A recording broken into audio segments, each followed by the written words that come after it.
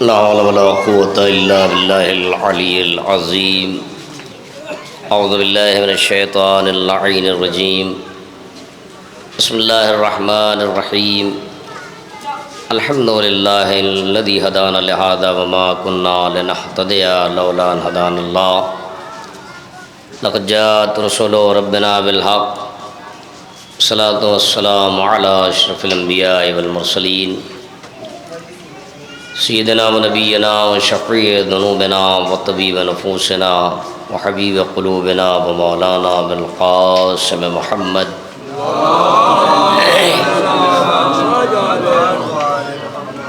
آل الطیبین الطاہرین المعصومین ولعنۃ اللہ علی اعدائہم اجمعین من الآن الى قیام یوم الدین. اما بعد فقد قال اللہ تبارک و تعالی فی القرآن الحکیم. بسم اللہ الرحمن الرحیم.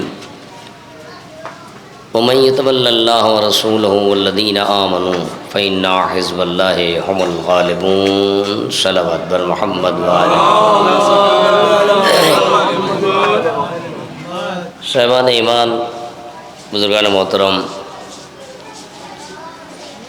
اعضائے امام، اور یہ ہماری مصروفیت دنیا کے ہر قوم کسی نہ کسی اعتبار سے اپنے مذہب کی ترویج کے لیے اور اپنے فرائض کو اپنے مذہب سے منسلک کرتے ہوئے جو اصول ہیں اس کے مذہب کے اس پر کاربند ہوتی ہے اور آگے بڑھتی ہے. یہ ہمارا مذہب، یہ ہمارا مذہب نہیں بلکہ مذہب حق کا، کہ جس نے اسے پا لیا وہ سرفراز ہو گیا. جو معرفت حاصل کر لے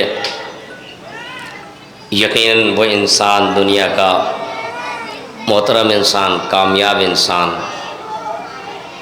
اس لیے کہ تحریک اعضا ظاہر ہے مذہب اسلام، پیغمبر اسلام کا آنا، اور اس کے بعد رسالتیں، قرآن حکیم، تمام فرائض سب نے مانا، سب نے تسلیم کیا. لیکن مشکل یہ ہوئی کہ انسان اپنی عادت سے باز نہیں آیا. اس نے تحریف کی، جو تحریف نے انجیل میں کی گئی، قرآن میں کی گئی. تمام کتابیں بدلی گئیں، انبیاء کے اصولوں اور سیرتوں کو بدلا گیا. وہی اسلام کے ساتھ بھی ہوا. وہ یہ تھا کہ اسلام کے ساتھ چونکہ آل محمد تھے، ایک سلسلہ تھا الہی نمائندوں کا، اللہ کے اولیاء کا، لہذا یہ دشمنان دین، یہ باغی ذہن کے افراد جو ہر زمانے میں انہوں نے شرارت کی اور شرارت کے ذریعے انہوں نے اقتدار پہ قبضہ کرنے کی کوشش کی، یہ سب کچھ اسلام کے ساتھ ہوا. پیغمبر نے جافشانی کی، علی نے پشپناہی کی. پیغمبر میدان جہاد میں ہیں تو علی ساتھ ہیں، پیغمبر مسلح عبادت پر ہیں تو علی ساتھ ہیں. یہ پشپنا سلطان النصیرہ ناصر بن کے آیا.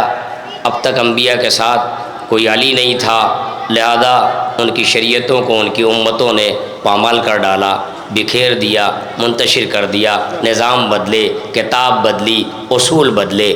لیکن آل محمد کا اب یہ جو دین آخر ہے، یعنی قیامت تک اس دین کو جانا ہے، کتاب کو باقی رہنا ہے. یہ سمجھنا کہ قرآن یہ کہہ رہا ہے کہ انا نحن نزلنا الذکر و انا لہ لحافظون، ہم نے قرآن کو نازل کیا ہے اور ہم اس کی حفاظت کریں گے. ظاہر ہے یہ حفاظت، قرآن آج بھی جلایا جا رہا ہے، قرآن کے ساتھ بے حرمتی ہو رہی ہے، تو کیسے بچایا جا رہا ہے یہ قرآن؟ یہ بچایا گیا قرآن قدرت نے باعتبار یہ کہ آل محمد کو گواہ بنا کے، یعنی مطلب قدرت نے اپنی طرف نسبت دی کہ ہم حفاظت کرنے والے ہم نے نازل کیا ہے. لیکن یہ حفاظت آل محمد کے سینوں نے کیا. دشمن نے تحریف کرنا چاہی، اتنا کیا دشمن نے کہ کہیں مکی کو مدنی کر دیا، مدنی کو مکی کر دیا، پہاڑوں پہ نازل ہونے والی آیتیں انہوں نے ریگستانوں کو بتا دیا، ریگستانوں کی آیتیں پہاڑوں پہ نزول بتا دیا، رات والی دن، دن میں رات، یہ سب کچھ انہوں نے کیا، لیکن کوئی آیت اس لیے کم نہیں کر پائے، زیادہ نہیں کر پائے کہ آل محمد کا سینہ موجود تھا، آل محمد کا علم موجود تھا، دشمن ناکام ہو گیا۔ اب دشمن نے ایک کوشش یہ کی کہ قرآن کو لینے کے بعد دشمن نے یہ چاہا کہ ہم اقتدار پر قبضہ جمانے کے لیے دشمن نے ایک عالم علی کے بعد، نبی کے بعد علی کی ولایت کو چھوڑا۔ جب علی کی ولایت کو چھوڑا تو دشمن ظاہر ہے گرمی بہت ہے، اور میں ایک بات معذرت چاہتا ہوں حاجی صاحب سے کہ ان کی بھی پریشانی ہے اور میں بھی اتفاق سے ایک وعدے کا تھا، تو اب یہ ظاہر ہے پہلے سے اگر ہوتا ہے ذہن میں کہ ہمیں اتنے بجے مجلس پڑھنا ہے تو دوسرا وعدہ جو ہے پھر یہ دیکھا جاتا ہے کہ ہمارے پاس ٹائم ہے کہ نہیں ہے، ہم پہنچ سکتے ہیں کہ نہیں، لہذا یہاں انجمنوں کے آنے کا مسئلہ اور میرے ساتھ یہ ہے کہ مجھے ایک مجلس فوراً وہاں پڑھنی ہے، اور اس لیے یہ مجلس ابھی شروع ہوئی، ورنہ اگر ایمن میاں بتاتے کہ ظہرین بعد ہوتی تو میں کوئی نہ کوئی آگے پیچھے کچھ نہ کچھ کرتا۔ اب جلوس کی مجلس ہے، وقت ملنا چاہیے، جلوس کا بھی اتنا خرچ ہوتا ہے، انجمنوں کا معاملہ یہ ہے کہ وہ بہت مشکل ہے۔ میں یہی کہہ رہا تھا کہ انجمنیں جو ہیں آس پاس کی انجمنوں پہ بھروسہ کریے علاقے کی انجمنوں پہ، کیونکہ ان کے اندر حوصلہ ہے، جوش ہے، اور یہ جو آپ بڑی انجمنوں کے چکر پڑتے ہیں ان کا پیٹ بھرا ہوا ہے، یہ بہت مست ہے۔ صلوات پڑھیے محمد والے محمد۔ تو میں کسی طرف اشارہ نہیں کر رہا ہوں، میں کچھ نہیں کہہ رہا ہوں کسی کو، ذمہ داری کا احساس ہونا چاہیے۔ اب ظاہر ہے 100 ممبر ہیں، سیکریٹری چلاتا ہے، صاحب بیاض دوڑتا رہتا ہے، وہ نہیں آ رہے ہیں، وہ کیا کریں، وہ بھی مجبور ہے۔ لہذا میں گزارش کر رہا ہوں کہ دشمن نے یہاں یہی کیا، نبی نے اپنے بعد انتظام کیا، دشمن نے قلم دعوت نہیں دیا۔ جب دشمن نے قلم دعوت نہیں دیا، نبی یہاں سے مایوس جا رہے ہیں، نبی کی نگاہوں میں وہ سارے منظر ہیں۔ لیکن ایک بات آپ تجزیے کے طور پہ میں گزارش کروں کہ بعد پیغمبر علی قیام نہیں کرتے ہیں، علی کے بازوؤں میں طاقت ہے، علی اگر قیام کرے، جنگ کریں تو علی کے ساتھ جو چند افراد ہیں وہ ظاہر ہے میدان کے غازی ہیں، مجاہد ہیں۔ یہ ابھی اشعار پڑھ رہے تھے، سر سے کفن باندھ کے نکلتے ہیں، یہ سر سے کفن باندھ کے اگر آج حماس، حزب اللہ، انصار اللہ، حشد شعبی نہ نکلتے تو باطل اپنی پوری طاقت کے ساتھ کھڑا تھا۔ لیکن چونکہ مجاہدین جو ہیں انہوں نے کربلا سے یہ سیکھا ہے کہ ہم کبھی بیعت کرتے نہیں ہیں، بیعت اصولوں پہ ہم لیا کرتے ہیں، ہم بیعت کرتے نہیں ہیں کسی کی، ہم بیعت اصولوں پہ لیا کرتے ہیں۔ آل محمد کے چاہنے والوں نے ہمیشہ آل محمد کے اصولوں کو، قدرت کے نظام کو سامنے رکھ کے دنیا کو اپنی طرف جھکایا ہے، یہ کسی کے سامنے جھکے نہیں ہے۔ جب جھکایا گیا تو انہیں نے سر پیش کر دیا ہے، لیکن کبھی سر جھکایا نہیں ہے۔ اب یہاں سے میں جلدی کچھ باتیں آپ کی خدمت میں گزارش کرنا چاہ رہا ہوں۔ لہذا ولایت کے معاملے میں انہوں نے ایک انتخاب کیا، اس انتخاب میں 2-3 چہرے آئے، ان چہروں کا شرف یہ تھا کہ وہ بزرگ تھے، ان کے اپنے قبیلے کے لوگ یعنی پورا مدینہ خلاف ہو گیا۔ پیغمبر کے ساتھ 12 افراد ہیں، علی کے ساتھ 12 افراد ہیں، مولا کائنات سے بار بار یہ کہا جا رہا ہے کہ قیام کریے۔ ظاہر ہے علی کمزور نہیں ہے، علی کے بازوؤں میں طاقت وہی ہے۔ خود جناب زہرا سلام اللہ علیہا نے بار بار علی سے یہ کہا ہے ابوالحسن آپ اپنے حق کے لیے قیام کیوں نہیں کرتے؟ مولا کائنات ظاہر ہے تلقین صبر کرتے ہیں، سمجھاتے ہیں، اور سمجھاتے کہتے ہیں یہ سلسلہ چلتا رہتا ہے، لیکن بیوی کی جو مایوسی ہے وہ نہیں ختم ہوتی، بیوی کی مایوسی ختم نہیں ہوتی ہے۔ بیوی رنجیدہ ہیں، یعنی شہزادی دیکھ رہی ہیں کہ جو محنتیں ہیں میرے بابا کی، جو میرے والی و سرتاج کی محنتیں ہیں، وہ ظاہر ہے اسے ختم کیا جا رہا ہے، اس پہ پانی پھیرا جا رہا ہے۔ لہذا زہرا کی یہ خواہش ہے کہ علی قیام کرے اپنے حق کے لیے، اپنی ولایت کے لیے۔ کہتے ہیں کہ یہ روز کا معمول تھا، شہزادی رنجیدہ رہنے لگیں اپنے بابا کے بعد۔ ایک دن زہرا گھر میں افسردہ بیٹھی ہے، امام تشریف لائے باہر سے، امام بیٹھ گئے، دیکھا بیوی بہت رنجیدہ بیٹھی ہوئی ہیں، بیٹھ گئے، کہا بیوی شہزادی یہ ماجرا کیا ہے، آخر آپ رنجیدہ کیوں ہیں؟ کہا ابوالحسن کاش کہ میں یہ دن نہ دیکھتی، مجھے موت آ جاتی، یعنی مطلب یہ ہے کہ تمہارا حق چھین لیا گیا اور تم صبر کر بیٹھے۔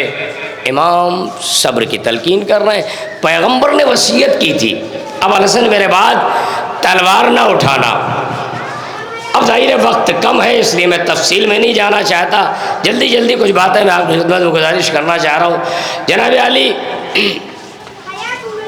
شہزادی رنجیدہ ہے، بیٹھ گئے مولا، کہا بیوی آپ پریشان ہیں، صبر کیجئے۔ بیوی کہتی ہیں کہ کاش کہ مجھے موت آ جاتی اور میں یہ دن نہ دیکھتی۔ اتنے میں اذان ہونے لگی، جب اذان ہونے لگی تو امام جیسی اذان مؤذن نے کہا اللہ اکبر، تکبیر کی آواز بلند کی، دونوں نے، شہزادی نے، امام نے کہا اللہ اکبر، مؤذن نے کہا اشہدو ان لا الہ الا اللہ، پھر دونوں نے کہا اشہدو ان لا الہ الا اللہ، مؤذن نے کہا اشہدو ان محمد رسول اللہ۔ امام مخاطب ہوئے بیوی کی طرف، کہا شہزادی آپ چاہتی ہیں کہ اذان میں آپ کے بابا کا نام لیا جاتا رہے؟ تو ایک مرتبہ شہزادی کہتی ہے ہاں اے ابوالحسن میں چاہتی ہوں کہ میرے بابا کا نام اذان میں لیا جاتا رہے، یعنی مطلب یہ کہ اشہد ان محمد رسول اللہ، نبی کی نبوت کی گواہی دی جاتی رہے۔ امام نے فرمایا شہزادی پھر ہمیں صبر کرنا ہوگا۔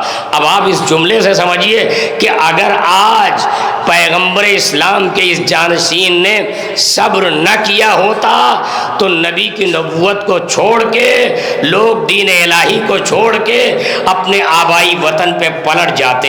لہذا یہاں تو علی نے صبر کر لیا تاکہ نبوت بچ جائے، لیکن کربلا میں حسین اگر صبر کر لیتے تو پھر خطرہ اس بات کا تھا کہ ولایت مٹ جاتی۔ لہذا وہاں باپ نے صبر کیا نبوت کو بچانے کے لیے، یہاں حسین نے قیام کیا ولایت کو، غدیر کو زندہ رکھنے کے لیے۔ اور یہی وجہ ہے کہ جب آپ کربلا کے مناظر پہ نظر کریں گے، صلوات پڑھیے محمد و آل محمد۔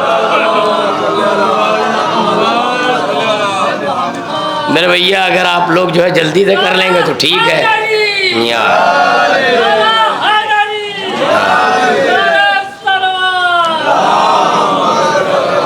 ہاں اسی طرح سے میری طرف متوجہ رہیے، نعرہ لگاتے رہیے، ادھر مت دیکھیے مائک کی طرف۔ صلوات پڑھیے محمد و آل محمد۔ چند افراد پہ ہم لوگوں کی نظر فوراً جا کے ٹک جاتی ہے کہ کون کیا کر رہا ہے، اور جب بہت بڑا مجمع ہو تو پیچھے والے کچھ کر لیں تو نظر میں آئے۔ چھوٹا سا مجمع ہے، انجمنیں آئیں گی، افراد آئیں گے، نماز کا ٹائم ہونا چاہ رہا ہے، گرمی شدید ہے، اسی کا انتظام ہو رہا ہے، گرمی بہت ہے، لیکن آپ کیا کریں گے؟ جو آپ کا فریضہ ہے، عاشور منا لیا آپ نے، اب یہ سلسلہ 11ویں محرم ہے، اب حق کے ماتم ادا ہونا ہے، فرش ادا تو بچ نہیں ہے، مومنین شرکت کر رہے ہیں، کوئی کمی نہیں آ رہی، موسم چاہے جیسا ہو، موسم کبھی نہ روک پایا، اس لیے کہ کربلا کا جو موسم تھا وہ اس سے بھی زیادہ سخت تھا، اس سے بھی زیادہ سخت تھا۔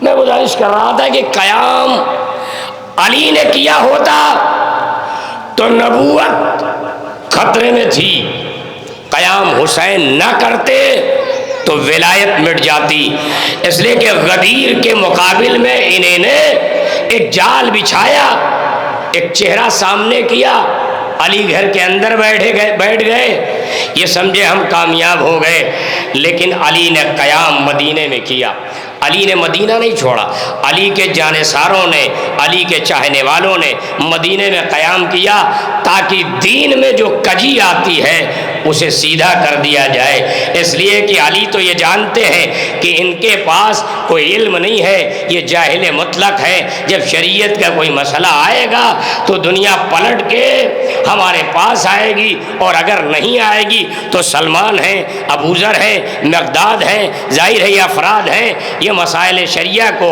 قانون الہی میں جو کمی آئے گی اسے درست کر دیں گے۔ صلوات پڑھیے محمد والے محمد۔ اب تم لوگ یہ باندھنے کے بعد چھوڑ دینا، بعد میں باندھنا، یہ سارے لوگ ادھر ہی دیکھ رہے ہیں۔ صلوات پڑھیے محمد والے محمد۔ وقت میرے پاس کم ہے اور آپ بیچ میں رکاوٹ بن رہے ہیں۔ صلوات پڑھیے ایک مرتبہ اور محمد والے محمد۔ لہذا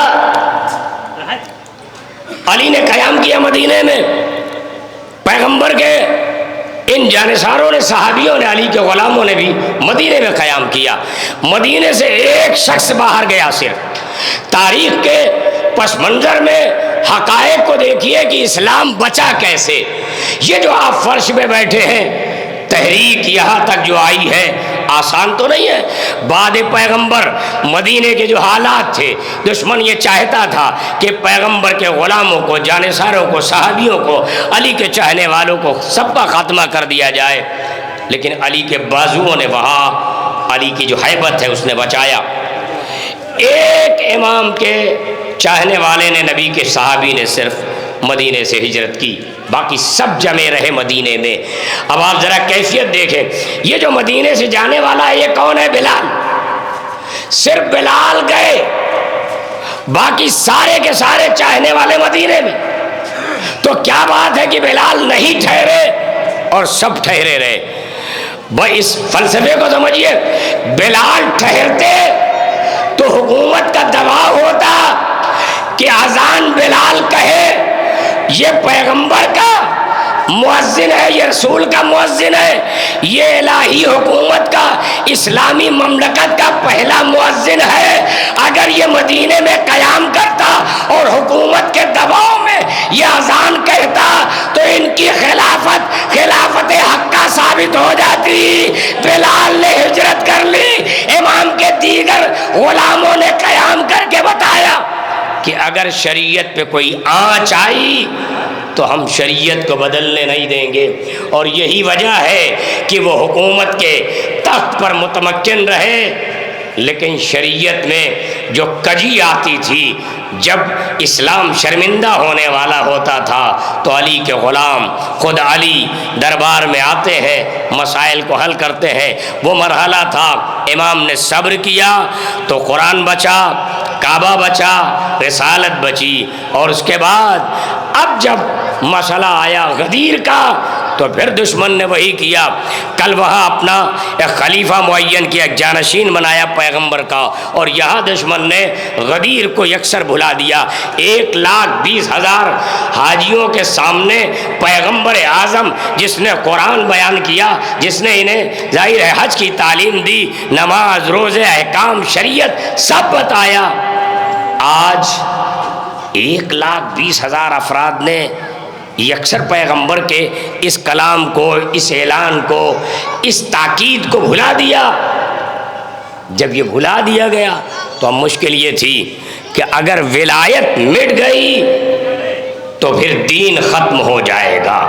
دین کا وہی چہرہ جو آپ دیکھ رہے ہیں کہ فلسطین کے مظلومین مارے جا رہے ہیں اور سارے ممالک چپ بیٹھے ہیں، چونکہ دین کا جو اصل چہرہ تھا، اصل جو دین تھا، وہ جب چھوڑ دیا گیا، آل محمد کو چھوڑ دیا گیا، علی کو چھوڑ دیا گیا، تو اس کا نتیجہ یہ ہوا کہ اب یہاں بزدلی تو پائی جاتی ہے، شجاعت نہیں پائی جاتی۔ شجاعت کربلا دیتی ہے، یہاں پیاس کا مسئلہ نہیں ہے، یہاں جسم سے زیادہ کبھی روح ہے۔ لہذا آل محمد جیسے کم سن بچے بھی پیاس کے عالم میں اتنا دلیرانہ حملہ کرتے ہیں کہ پسر سعد اپنے خیمے کے پشت سے باہر نکل جاتا ہے۔ صلوات بر محمد و آل محمد۔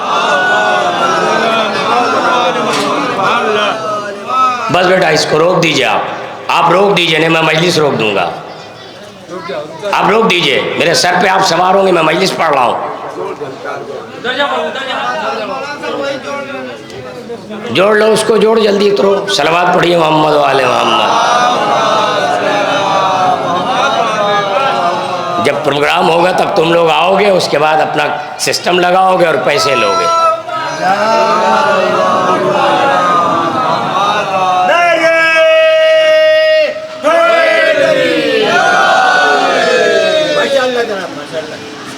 اب مسئلہ ہے ولایت کا، غدیر کا۔ غدیر کیسے بچے، ولایت کیسے محفوظ رہے؟ کربلا میں امام سید الشہداء بظاہر دین کو بچانے آئے ہیں۔ دین بچے گا تب جب ولایت بچے گی، اور ولایت کے بچانے کے لیے امام حسین نے ایک ترکیب کی، ایک احتیاط برتی۔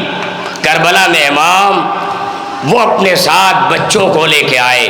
یہ کون بچے ہیں؟ علی اکبر، علی اوسط، علی اصغر۔ مروان کا سامنا ہوتا ہے مدینے میں، امام سجاد سے اس نے پوچھا آپ کا نام کیا ہے؟ کہا میرا نام علی اوسط ہے، علی ابن الحسین ہے۔ کہا آپ کے بھائیوں کا نام کیا ہے؟ کہا علی اکبر، علی اصغر۔ کہا تمہارے باپ کو کیا ہو گیا تھا؟ میں جلدی جلدی گفتگو کر رہا ہوں، تمہارے باپ کو کیا ہو گیا تھا کہ سب کا نام علی رکھا؟ تو ایک مرتبہ امام سجاد نے کوئی جواب نہیں دیا، کیونکہ امام سجاد امام صامت ہے، امام ناطق تو امام حسین ہے۔ پلٹ کے آئے بابا کی خدمت میں، کہا بابا آج مروان کا سامنا ہوا، اس نے یہ گستاخی کی۔ کہا آپ نے کوئی جواب نہیں دیا؟ ایک مرتبہ چوتھے امام کہتے ہیں نہیں میں نے کوئی جواب نہیں دیا۔ کہا میرے لال اب آپ ملاحظہ فرمائے کہ کربلا کس لیے منعقد ہوئی ہے، یہ جنگ کیوں ہوئی ہے، اس جنگ کا مقصد کیا ہے، حسین نے قیام کیوں کیا ہے؟ تو کہتے ہیں کہ امام نے فرمایا میرے لال سجاد، اب جب اس کبود چشم کے بیٹے سے کبھی تمہارا سامنا ہو تو تم اس سے کہہ دینا کہ میرے بابا نے یہ کہا ہے کہ اگر اللہ مجھے 100 بیٹے دیتا تو میں سب کا نام علی رکھتا۔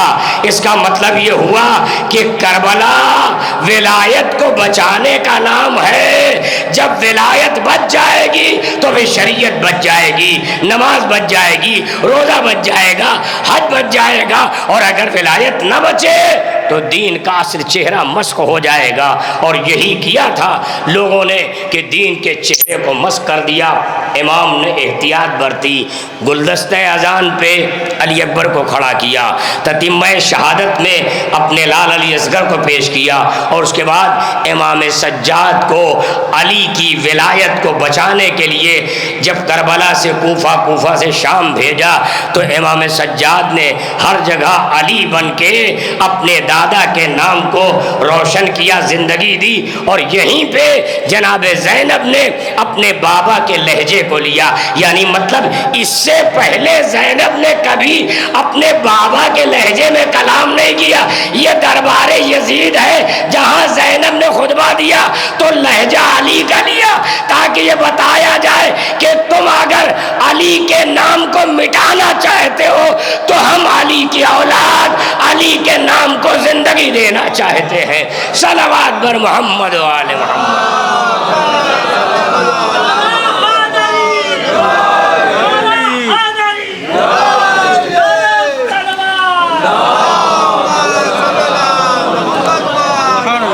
اب ایک مرحلہ آئیے کربلا خود کربلا سمجھنے کی ضرورت ہے۔ مثلا یہ سارے بچے مومنین، عزادار، جوان، ہم کربلا کی پیاس کا تذکرہ کرتے ہیں، کبھی آل محمد کے اختیار کی باتیں ہوئی؟ دیکھ کربلا مایوسی نہیں ہے، کربلا امتحان ہے، کربلا مایوسی نہیں ہے، کربلا مجبوری نہیں ہے، کربلا کمزوری نہیں ہے، کربلا اختیار ہے، لیکن کربلا میں امتحان ہے۔ یہ امتحان و آزمائش کی جو منزل ہے، اس میں جانثاران حسین اور حسین کا گھرانہ یہ سارے کے سارے اسیر ہیں، پیاسے ہیں، قیدی ہیں، سب کچھ ہو رہا ہے. کیا مطلب ہے؟ کیا دشمن میں اتنی طاقت ہے؟ یہ جو باطل ہیں یہ حق پرستوں کو اتنا کمزور کر گئے کہ ان کے بچے پیاسے ہیں. انہیں اپنے لشکر کے ذریعے سے کربلا والوں کو کمزور کر دیا. کربلا والے منزل امتحان میں ہیں. اگر منزل امتحان میں کربلا نہ آئی ہوتی، حسین نہ آئے ہوتے، حسین کے بچوں نے اتنا سخت امتحان نہ دیا ہوتا، تو آج بھی فرعون صفت افراد دین کو ختم کر دیتے، دین میں آمیزش کر دیتے. کربلا نے امتحان، سخت امتحان کا سامنا کر کے خالص دین کو الگ کر دیا. جو نفاق تھا وہ الگ کر دیا. کربلا یہاں مشرکین اور کفار نہیں ہے، منافقین ہیں اور مومنین ہیں. جو مومن تھے وہ ایک طرف، جو منافق تھے وہ ایک طرف. کربلا نے اصل چہرہ نکھار دیا امتحان کو قبول کر کے. اب ظاہر ہے اسی بے دلیل میں آپ کی خدمت میں گزارش کروں. میں نے کہا کہ کربلا مجبوری نہیں ہے، کربلا کمزوری نہیں ہے، دشمن قوی نہیں ہے، باطل قوی نہیں ہے. آپ اندازہ کریں جناب سکینہ، چھوٹے چھوٹے بچے، ظاہر یہ 11ویں محرم ہے، تو گزارش کر رہا ہوں کچھ باتیں اور معافی چاہتا ہوں اگر آج اذان کا وقت ہو جائے تو مجھے ٹائم کم ملنا ہے تو 10 منٹ اذان آپ لیٹ کر دیجیے گا، لیکن میں نہیں رکوں گا اس لیے کہ مجھے وہاں پہنچنا ہے. ایک مرتبہ صلوات پڑھ دیں محمد والے محمد. جناب علی، دشمن کی طاقت یہ کمزوری نہیں ہے کہ دشمن قوی ہے، لشکر اسلام چھوٹا ہے. لشکر اسلام میں عباس و علی اکبر کا ہونا ہی کافی تھا. کربلا میں عباس و علی اکبر کا ہونا ہی کافی تھا. دشمن کتنی طاقت اکٹھا کر لیتا، دشمن کبھی کربلا والوں پر غالب نہیں آ سکتا تھا. یہ شہادت ارادتاً پیش کی گئی ہے، دشمن نے قتل نہیں کیا ہے، حسین نے قربانی دی ہے. ذرا سا آپ متوجہ رہیں اور ذرا توجہ کر لیں. میں ذرا کوشش کرتا ہوں کہ تجزیہ کر کے کچھ باتیں آپ خدمت گزارش کروں. اب آپ اس میں پریشان نہ ہوں، جملے ذرا سے ذہن میں رکھیے کہ کربلا دشمن کی طاقت نہیں ہے، آل محمد کے ارادے کا نام ہے کربلا. حسین ابن علی کے لشکر کے قربانی کا نام ہے کربلا. آئیے ان صاحب ادھر آ جائیے، آئیے صلوات پڑھ دیجیے محمد والے.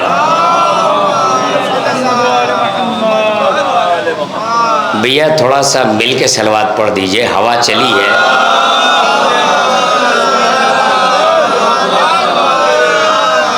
اور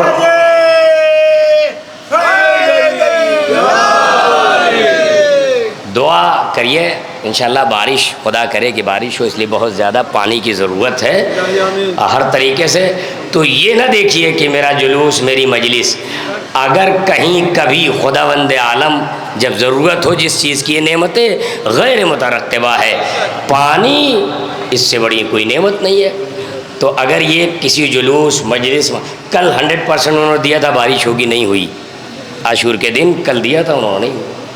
اب ظاہر ہے ویگیانک وہ بھی فیل ہو رہے ہیں، تو اب آپ کی دعا ہی کارگر ہو سکتی ہے. بس جب وہ فیل ہو جائیں تو صرف آپ کا عباس دلاور کا پرچم کام آتا ہے، اور جیسی یہ زیر آسمان آتا ہے بارش ہونے لگتی ہے. ہم دعا ہی نہیں کرتے ہیں. ایک مرتبہ صلوات پڑھ دیجیے محمد والے محمد. دشمن کی طاقت کا نام کربلا کی جنگ نہیں ہے، آل محمد حسین کے ارادے کا نام کربلا ہے، حسین کی قربانی کا نام کربلا ہے. اس لیے کہ حسین اگر اس لشکر کے مقابل میں، یہ جو یزیدی لشکر ہے اس کے مقابل میں اگر امام عباس کو اجازت دے دیتے تو جنگ کی نوعیت بدل جاتی، جنگ کا مزاج بدل جاتا. امام قربانی کے لیے آئے ہیں، ذبح عظیم بننے آئے ہیں۔ وفدیناہ بذبح عظیم، حسین ابن علی، قدرت نے کہا ہم نے ذبح عظیم سے بدل دیا ہے اس قربانی کو۔ کس سے کہا تھا؟ ابراہیم سے کہا تھا حسین کو قربانی پیش کرنا ہے۔ تو پھر یہ سمجھنا، اب آئیے، اگر آپ یہ سمجھتے ہیں کہ یہ مجبوری ہے، بچے پیاسے ہیں، تو کبھی آپ نے یہ دیکھا کہ اہل حرم کے بچوں نے امام کے، یہ انصار اقربا کے جو بچے ہیں، انہیں نے کہیں پانی کے لیے اللہ سے دعا کی؟ دعا کی انہوں نے؟ نہیں کی۔ یہ دعا نہ کرنا اور مشکیزہ چچا کو دینا، اس کا مطلب یہ کہ منزل امتحان میں ہے، پانی فراز سے منگایا جائے گا، قدرت سے نہیں کہا جائے گا، اس لیے کہ امتحان کی منزل میں ہے، اللہ آزمائش میں رکھے ہوئے ہے۔ یہ اگر دعا کر دے تو مزاج قربانی بدل جائے گا، قربانی کا اثر بدل جائے گا۔ سکینہ بچوں کو لے کے، کوزہ آب لے کے فریاد تو کر رہی ہیں، لیکن مصلی پہ بیٹھ کے پانی کے لیے دعا نہیں کرتی ہیں۔ اب آپ اندازہ کریں، اگر ابراہیم کا بیٹا اسماعیل ایڑیاں رگڑ دے اور زمزم کا چشمہ پھوٹ جائے تو وہ ابراہیم کا بیٹا اسماعیل ہے، یہ حسین کی بیٹی سکینہ ہے، اگر دعا کر دے تو پانی آ جائے، لیکن جو قربانی کا اثر ہے وہ کم ہو جائے گا۔ لہذا جو ارادہ حسین کا ہے وہی ارادہ بیویوں کا ہے، وہی ارادہ بچوں کا ہے۔ اس لیے کربلا ایک بڑی عجیب منزل ہے۔ ایک شعر پڑھا انہیں نے، ہمارے ابھی منور صاحب نے، وہ چلے گئے نا اس لیے نام میں بھول گیا، صلوات پڑھیے محمد وعلى منور صاحب نے ایک شعر پڑھا، جناب زینب مختار ہے، دلیل دے دوں؟ شاید میں نے کبھی گزارش کیا ہو، یہ جو اسیری ہے، یہ جو سروں کو نیزے پہ بلند کیا گیا، دشمن اسے اپنی کامیابی سمجھ رہا ہے، یہی شکست بن گئی، دشمن کی شکست کی علامت بن گئے یہی نیزوں پہ سر نیزوں پہ ہے۔ یہ عام افراد کے سر نہیں ہیں کہ جو تھوڑے دنوں کے بعد مرجھا جائیں گے، یہ سر وہ ہیں کہ جب نیزے پہ بلند ہو گئے تو زندگی کی علامت بن کے ان کے چہرے سے نور ساطع ہوتا گیا، اور جہاں جہاں سے یہ ملائن سروں کو لے کے چلے وہیں سید سجاد کو اپنا تعارف کرانے میں یہ آسانی ہوئی کہ یہ میرا بابا ہے، یہ علی کا بیٹا ہے، یہ نبی کا نواسہ ہے، یہ زہرا کا دلبند ہے۔ دشمن نے جسے اپنی فتح کا اعلان سمجھا تھا وہی دشمن کے لیے شکست بن گئی۔ اور اس کے بعد بیویوں کی اسیری، اگر بیویوں کو اسیر نہ کیا جاتا، سیدھے کربلا سے مدینے بھیج دیا جاتا، تو پھر کربلا اتنی جلدی انقلاب نہ پیدا کر پاتی۔ کربلا انقلاب پیدا کرتی ہے، بیویاں اسیر ہیں، یہ مصیبت ہے، لیکن کمال آل محمد بیویوں کے سینوں کے ساتھ درباروں اور بازاروں سے ہو کے گزر رہا ہے۔ ہاتھوں میں رسن ضرور ہے، لیکن جہاں خطبہ دیا وہیں آل محمد کا علم ہے جو ٹھاٹھے مارتا ہوا سمندر ہے، جو سینے سے دہن سے نکل رہا ہے، جو کلمے ہیں وہ وہی فصاحت، وہی بلاغت، وہی باپ کی حدیثیں، وہی نانا کی حدیثیں۔ کیا کہا تھا جناب زینب کبریٰ کے خطبے کے بعد کوفے میں امام سجاد نے اپنی پھوپھی کے لیے، یا امت انت بحمد اللہ عالمۃ غیر معلمہ، اے پھوپھی اماں بحمد اللہ، اللہ کی تعریف کہ آپ عالم غیر معلمہ ہیں۔ یہ سند دی ہے کس نے؟ چوتھے امام نے اپنی پھوپھی زینب کو کہا جب کوفے میں آپ نے خطبہ دیا۔ ایک منزل کہ یہ مختار ہے، کہ منزل امتحان میں، آزمائش میں ہے، یہ ہمارے لیے حجت ہے، دلیل ہے، ہمارے لیے نشان قدم ہے۔ انہوں نے صبر کیا۔ اسیر کرنے والوں کو قیدی کہا جاتا ہے، کنیز کہا جاتا ہے، غلام کہا جاتا ہے، جسے اسیر کیا جائے، جو قیدی ہو جائے، مردوں کو غلام، عورتوں کو کنیز۔ لیکن یہ آل محمد ہیں، یہ عالم ملکوت کے لوگ ہیں۔ امام سجاد ظالم کی قید میں بھی ہیں اور 13ویں محرم کو کربلا میں بھی ہیں۔ ان مراحل کو سمجھنا ہے۔ ہم جب بات آتی ہے تو روتے ہیں، گریا کرتے ہیں، آنکھوں سے آنسو نکل جاتے ہیں بے ساختہ، لیکن امام سجاد ظالم کی قید میں بھی ہیں اور 13ویں محرم کو کربلا میں بھی ہیں۔ اس کا مطلب یہ ہوا کہ امام کا جو ظاہر ہے وہ اور ہے، امام کا جو اختیار ہے وہ اور ہے۔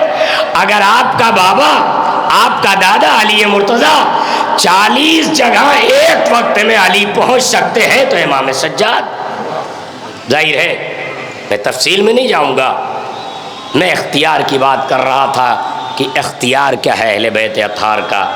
اسیر کر لیے گئے، کسی میں مجال ہے کہ زینب کبریٰ کو معاذ اللہ کنیز کہے؟ کسی میں ہمت ہے کہ امام سجاد کو معاذ اللہ خاکم بدہن غلام کہے؟ نہیں۔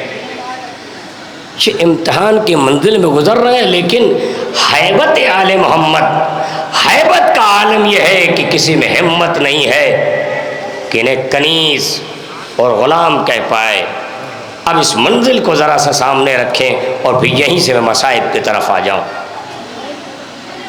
راستے میں قافلہ چل رہا ہے، بیبیاں اسیر ہیں، ناقوں پہ سوار ہیں۔ جناب سکینہ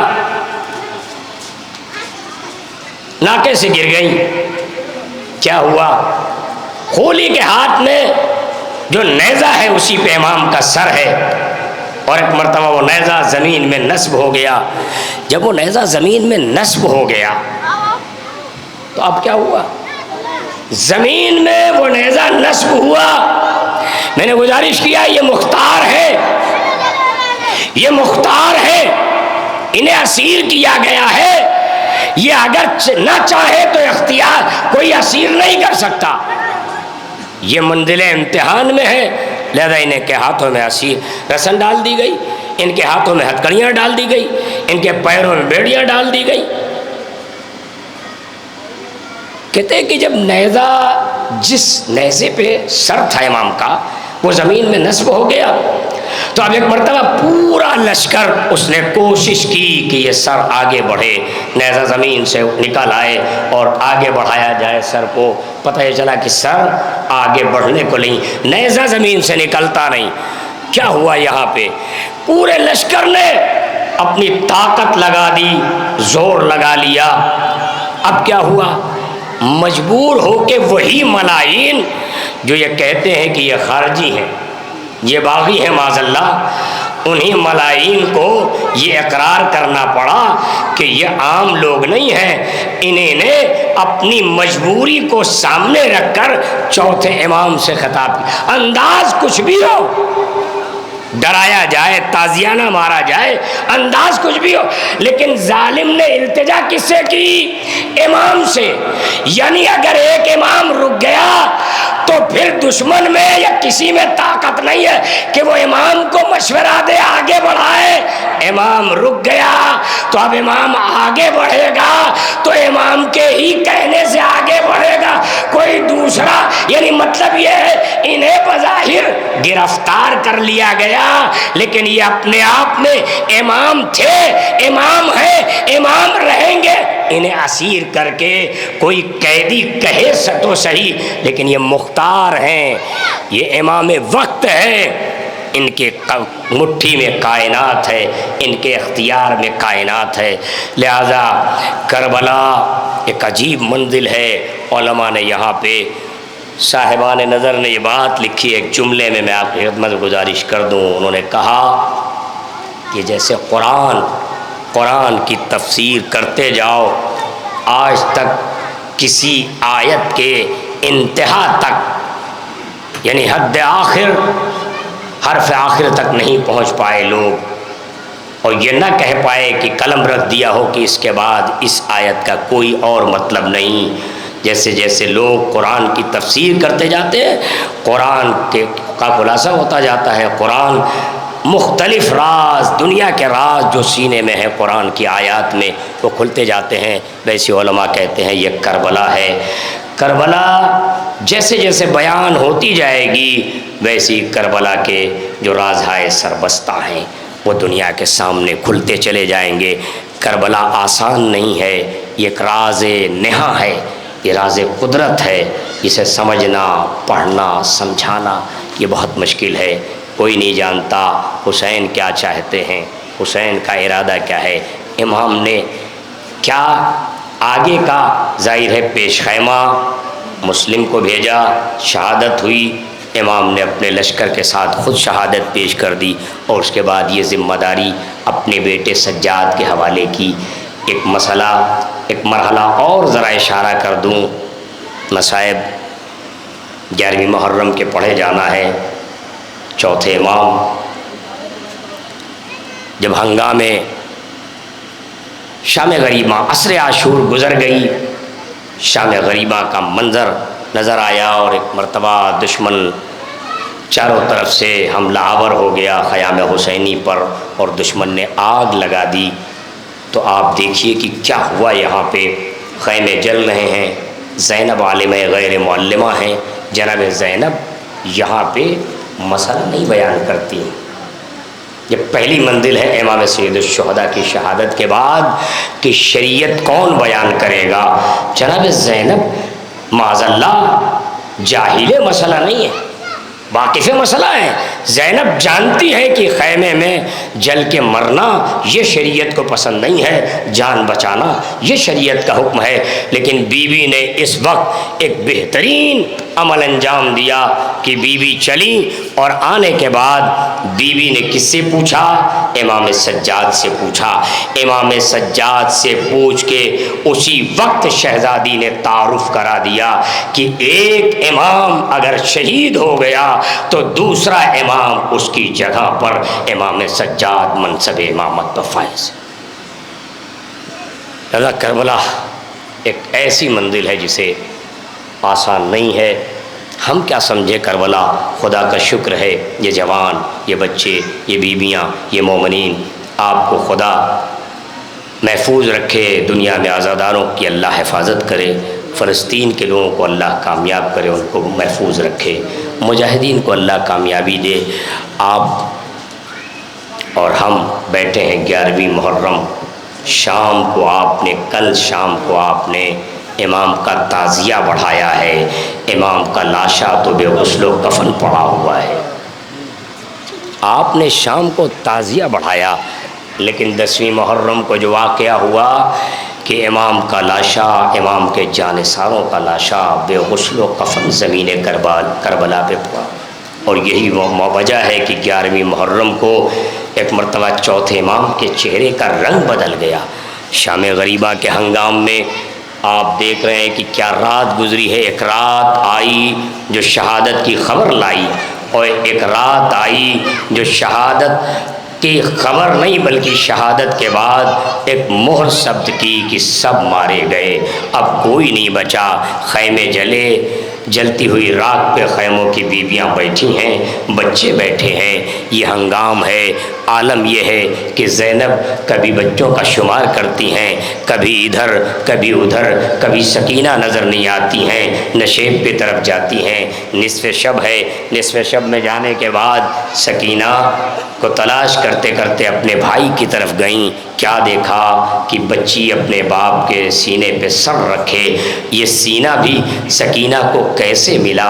آپ اندازہ کریں یہ سینہ سکینہ کو کیسے میسر آیا؟ اس لیے کہ تیر اتنے لگے ہیں کہ امام کا جسم نازنین تیروں پہ معلق ہے۔ امام سجاد سے پوچھا گیا مولا یہ بتائیے کہ آپ کے بابا کے جسم پر کتنے تیر لگے تھے؟ تو چوتھے امام کہتے ہیں کہ تمہیں نہیں معلوم، میرے بابا کے جسم پر انگوٹھی کے نگینے کے برابر بھی کوئی جگہ ایسی نہیں تھی کہ جہاں زخم نہ لگا ہو۔ یہ چوتھے امام کہہ رہے ہیں۔ اب آپ اندازہ کریں کہ رات کے سناٹے میں سکینہ جب گئی ہیں اپنے بابا کے پاس تو کیسے سینہ ملا۔ اللہ اکبر، باپ کے درد کو محسوس کر کے کمسن بچی نے شاید حسین کے سینے سے یہ تیر کھینچے، نہیں معلوم کہ کیا ہوا، لیکن سکینہ سو رہی تھی۔ زینب آگے بڑھی، سکینہ کو اٹھایا، کچھ دیر بیٹھ کے ماجائے سے فریاد نہ کی، گریہ نہ کیا، اس لیے کہ زینب کی تنہائی بے کسی۔ عالم یہ ہے کہ زینب ہر طرف سے تنہائی ہے زینب۔ اب زینب کبریٰ کی بس صرف فکر یہ ہے کہ میں بچوں کو سمیٹ لوں۔ اسی ہنگام میں آپ نے دیکھا کہ رات کے سناٹے میں ایک سوار آیا۔ وہ جب آگے بڑھا تو شہزادی نے آگے بڑھ کے کہا کہ پلٹ جا، ہمارے پاس کچھ نہیں ہے۔ منت کرتی رہیں، سوار آگے بڑھتا رہا۔ زینب کو جلال آیا، لجام پہ ہاتھ ڈالا۔ جب لجام پہ ہاتھ ڈالا تو آنے والے نے چہرے سے نقاب پلٹی، کہا زینب تو نے پہچانا نہیں، میں تیرا بابا علی۔ ایک مرتبہ زینب لپٹ گئی قدموں سے، میرے بابا، ارے میرا اکبر مار ڈالا گیا، میرا 6 مہینے کا بچہ اصغر مار گیا۔ جزاکم ربکم عزادارو، یہ 11ویں محرم اونٹ لائے گئے، بے کجاوا اونٹ، بے کجاوا اونٹ لائے گئے۔ نہ ہماریاں ہیں نہ محمل ظاہر ہے، یہ کجاوا بھی نہیں ہے۔ کیفیت آپ ملاحظہ فرمائیں گے، دوسرے خطبہ و ذاکرین سے مجلسیں ہوتی رہیں گی کہ کیسے بیویوں کو اسیر کر کے بٹھایا گیا، کیسے ان کے ہاتھ پیروں کو باندھا گیا۔ لیکن یہاں پہ ایک منزل یہ آتی ہے کہ جب یہ اونٹ لائے گئے تو ایک مرتبہ ملائین نے کہا کہ آؤ ہم تمہیں سوار کر دیں۔ بیویوں نے کہا نہیں، ہم آل رسول ہیں، ہم خاندان اہل بیت سے ہیں، ہمیں کوئی نامحرم ہاتھ نہیں لگا سکتا۔ ایک مرتبہ زینب نے اس فریضے کو ادا کیا۔ جب مدینے سے بیوی چلی تھی تو یہ فریضہ علی اکبر نے، عباس نے، قاسم نے، جوانوں نے ادا کیا تھا، لیکن اب یہ سارے جوان کربلا میں سر کٹائے سو رہے ہیں، اب یہ فریضہ کون ادا کرے؟ زینب آگے بڑھی، اونٹوں کو بٹھایا گیا، بی بی آگے بڑھی، ایک ایک بیوی کو بلایا، زانوؤں کو تہہ کیا، اب ہر بی بی شہزادی کے زانو پہ قدم رکھ کے سوار ہو رہی ہے۔ بی بی سوار کرتی جا رہی ہیں کہ ایک مرتبہ منزل وہ آئی کہ اب زینب خود تنہا رہ جاتی ہیں۔ ادھر فضہ آتی ہے، فضہ کی جب باری آئی تو فضہ نے منع کر دیا کہ میں اس گھر کی کنیز ہوں، میں شہزادی کے زانو پہ قدم رکھ کے سوار نہیں ہو سکتی۔ زینب نے ایک مرتبہ ماں کا واسطہ دیا، اے اماں فضہ، تمہیں میری ماں کے حق کی قسم، ارے آج یہ فریضہ مجھے ادا کرنے دو۔ فضہ نے بھی شہزادی کے زانو پہ قدم رکھا، زینب نے فضہ کو بھی سوار کرا دیا۔ لیکن اب تنہائی، زینب کیسے سوار ہوں جب حسین آخری رخصت کو آئے ہیں، جا رہے ہیں، امام جا رہے ہیں میدان مقتل میں، تو بھائی کو بہن نے سوار کیا تھا، لیکن اب یہاں زینب بالکل تنہا رہ گئی۔ زینب کوئی نہیں ہے، کیسے سوار ہو زینب؟ کہ اتنے میں بھتیجا آگے بڑھا، بیٹا آگے بڑھا، ناتوان ہے بیٹا، کمزور ہے، پیاسا ہے، ذمہ داریاں ہیں، اتنی شہادتوں کا غم لے کے میرا چوتھا امام 11ویں محرم کو آگے بڑھنا چاہ رہا۔ ایک مرتبہ قریب آئے کہ پھوپھی اماں اگر کوئی نہیں ہے تو یہ بیٹا سوار کرائے گا۔ زینب نے منع کیا، میرے لال سجاد، ارے تم ناتوان ہو، تم کیسے سنبھل پاؤ گے، کیسے سوار کراؤ گے؟ لیکن امام نے اصرار کیا۔ جیسے ہی زانوؤں کو موڑ کے بیٹھے، ایک مرتبہ شہزادی نے قدم رکھا، میرا مولا سنبھل نہ پایا، تیورا کے زمین پہ گرا۔ زینب تڑپ گئی، اے میرے بیٹا سجاد، ارے میں نہ کہتی تھی کہ تم تاب نہ لا پاؤ گے؟ جزاکم ربکم عزادارو، کیسے سوار ہوئی شہزادی نہیں معلوم، لیکن یہ کاروان ظالموں نے ظلم کی انتہا کر دی، بیویوں کو اور مصیبت اور غمزدہ کرنے کے لیے یہ قتل گاہ کی طرف سے قافلہ گزارا جا رہا ہے۔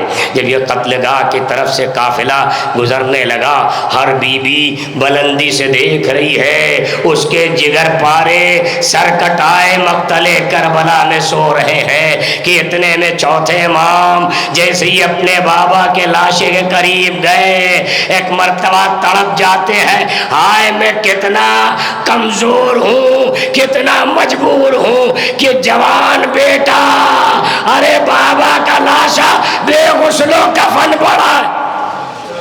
اجرکم اللہ، جزاکم ربکم ازادارو۔ بس میں نے مجلس تمام کر دی، چوتھے امام کی حالت بدلی، چہرے کا رنگ بدلا۔ زینب نے بلندی سے دیکھا، شہزادی نے اپنے اس بیٹے کو پکار کے صرف آواز نہیں دی، شہزادی یہ دیکھ رہی تھی کہ کس قدر میرا بیٹا اپنے باپ کے غم میں ڈوب گیا ہے، کہیں ایسا نہ ہو کہ روح پرواز کر جائے، یہ ہمارے قافلے کا قافلہ سالار ہے۔ بی بی نے اپنے آپ کو بلندی سے گرایا، یہ آپ جو آج ہماریاں بلند کر نکالتے ہیں یہ اسی کی نشانی ہے۔ کربلا سے بے کجاوا بے محمل کے یہ بیویاں سوار کر کے کوفہ و شام کشا کشا پھرائی گئی ہیں۔ اجرکم اللہ۔ امام کے چہرے کا رنگ بدلا، زینب نے اپنے آپ کو گرایا، جیسے ہی زینب نے اپنے آپ کو گرایا امام مڑے، اے پھوپھی اماں ارے آپ نے یہ کیا کیا؟ شہزادی کہتی ہے اے میرے بیٹا میں دیکھ رہی تھی کہ تمہاری توجہ تمہارے بابا کے لاشے پہ ہے، تمہارے چہرے کا رنگ بدلا، مجھے خوف محسوس ہوا کہیں تمہارا دم نہ نکل جائے۔ جزاکم ربکم۔ میں ایک فقرہ ازادارو، شہزادی کہتی ہے میرے لال اے میرے بیٹا صبر کرو، اس لیے کہ تم ہمارے قافلے کے قافلہ سالار ہو۔ اے بیٹا ابھی ہمیں کربلا سے کوفہ، کوفے سے شام جانا ہے۔ اب امام کے چہرے کا رنگ نہیں بدلا، میرا مولا نہار ناکا پکڑے، کبھی ادھر کبھی کوفے کا بازار، کبھی دربار، کبھی شام کا بازار، دربار منادی ندا دیتا رہا، اے تماشا دیکھنے والو آؤ تماشا دیکھو، یہ علی کی بیٹیاں ہیں، یہ علی کی بہویں ہیں۔ سیعلم الذین ظلموا ای منقلب انا للہ و انا الیہ راجعون۔ مات حسین۔